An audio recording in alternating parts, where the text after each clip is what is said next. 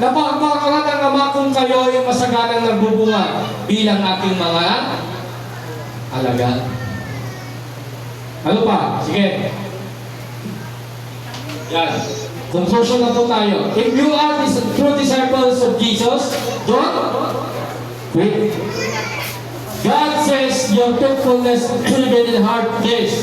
Every step of obedience is never wasted. Sabi niya, enjoy today, rejoice tomorrow. Keep on going. God is with you. He strengthens and weary and gives power to weak. You are not alone. May verse ba yan, Kurt? Yan, Hebrew 10 verse 35. Sinabi po dyan, kaya huwag kayong mawalan ng pananampalataya sa Diyos sapagkat dakila ang naghintay na gantimpala para sa inyo. Kinakailangan kayo magtiis upang masunod ninyo ang kalooban ng may tiisin kayo, kapatid. Amen! Lahat tayo may tiisin.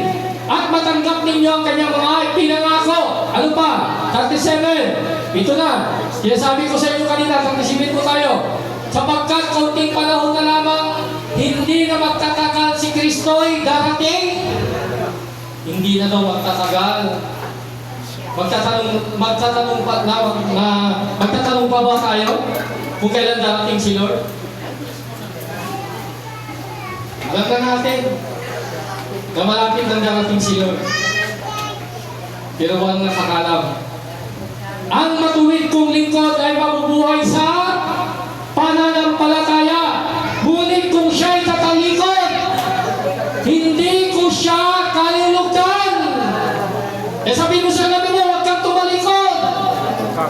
Sumunod lang po tayo. Ngunit hindi kabilang sa mga tumatalikod at napapamag, kundi ang sumampalataya sa Diyos at naliligtas. Kaya hindi po tayo kabilang sa tumalikod, mga kapatid. Glory to God. Purihin ang Panginoon at God bless ang soul sa ating lahat. At uli, mga kapatid, binabati ko kayo uli ng Happy Father's Day. Advance lang po tayo, mga kapatid. Amen po.